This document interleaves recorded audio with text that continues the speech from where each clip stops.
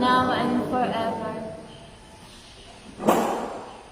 If your right eye causes you to sin, take it out and throw it away.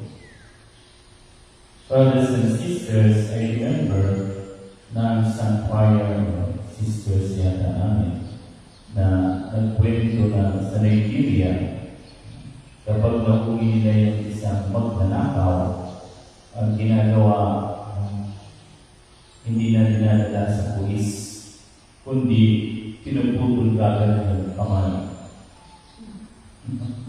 Dahil nagnakaw. And siguro, pag may nakita kayong putol na kamay, na hindi sabihin tawatan. I don't know if it is true, but perhaps yung sinasabi gulog di jungle na, pero napakasakit, di ba? Napakasakit, Kuya Eddie. Nagpaputulan ng kamay. Ganun na rin, masakit ang tanggal ng isang mata. Sige nga, try nyo. Di ba?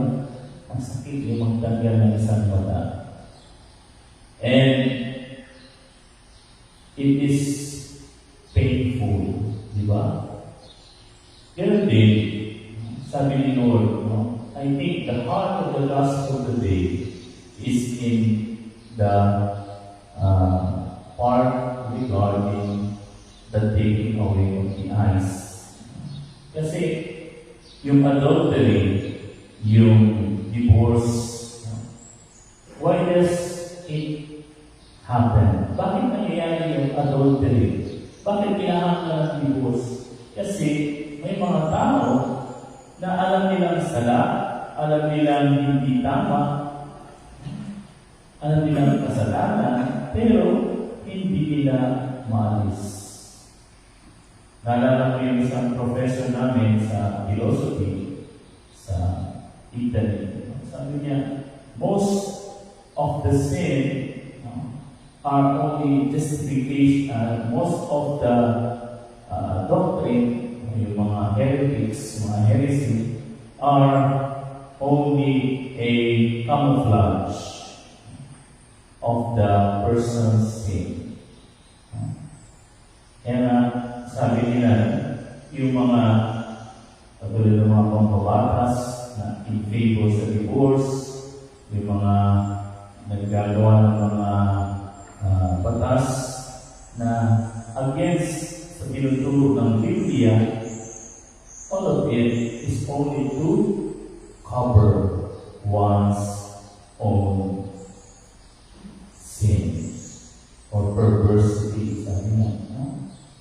Kaya kung hindi mo aalisin yung ugat, tatanggalin yung mismong root ng sala, you will still fall and repeatedly fall into such sin.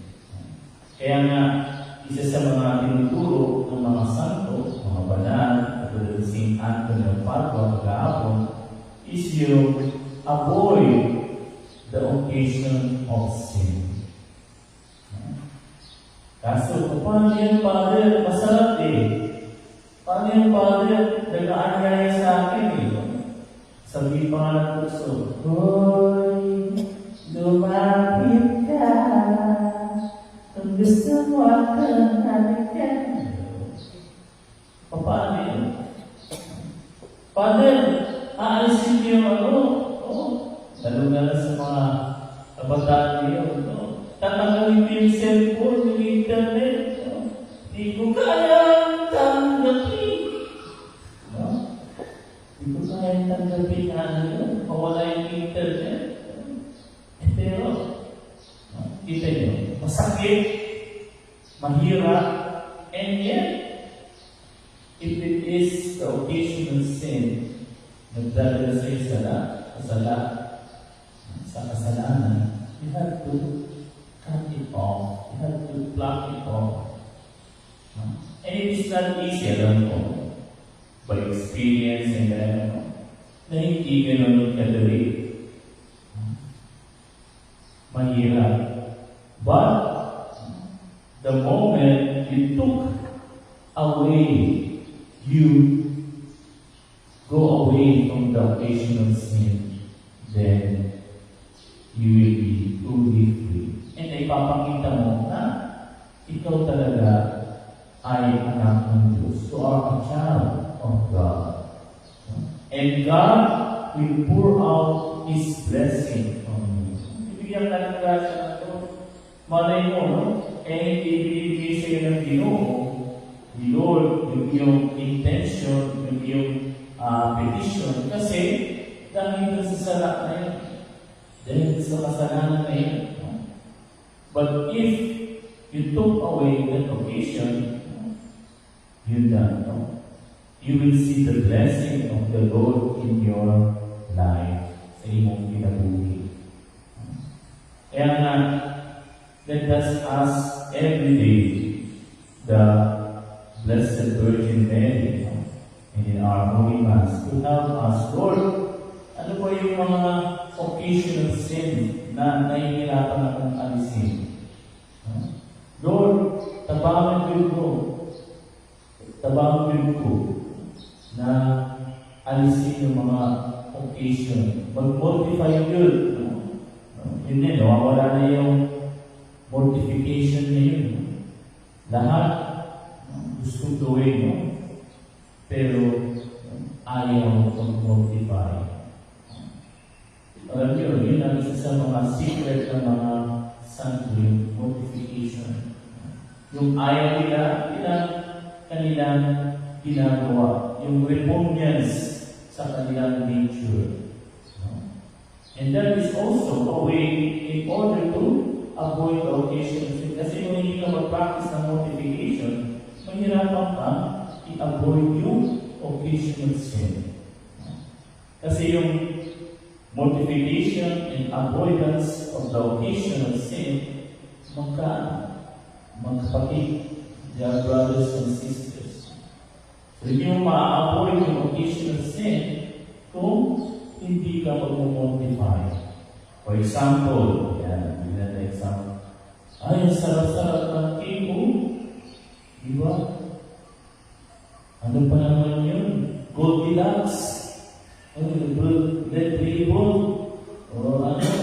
Ano ito? Purple yarn. Tapos, alam mo na, may problema ka sa ngipon. Diabetes ka. Kailangan mo pigilan, i-mortify yung sarili mo. No? Ganun dapat. In small things comes bigger challenge and blessing. Kapag napagtagumpayan yung cake na hindi ka kakain, para i-mortify yung sarili mo, pag napagtagumpayan yung bawasan yung oras mo sa cellphone, little by little, you will gain self-control. Ganun ka lang, ikaw na yung didisiplina mo yung sarili. Kasi, we need discipline. Alalahanin natin. Matanda ka man, bata ka man, gwapo ka man, pangit ka man, Bisaya ka man, Tagalog ka man, maging sino ka man, kailangan natin i-disiplina ang ating sarili. Hindi porket ikaw ay 6 years old na, 50 years old na, 40 years old na, ikaw ay hindi na dapat mag-disiplina sa sarili mo. Yun yung mali, kahit sa mga prayers, kahit sa mga pari. Ay, na-ordain na ako. Ay, solemn profess na ako.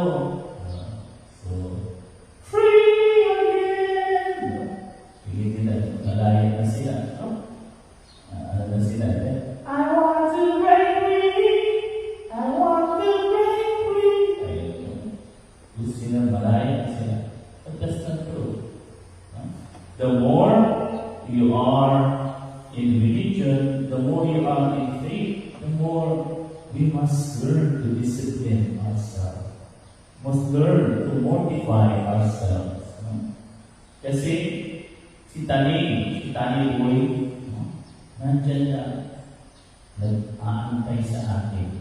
He is waiting, sabi nga diba ni St. Peter, like a roaring lion looking for someone to devour.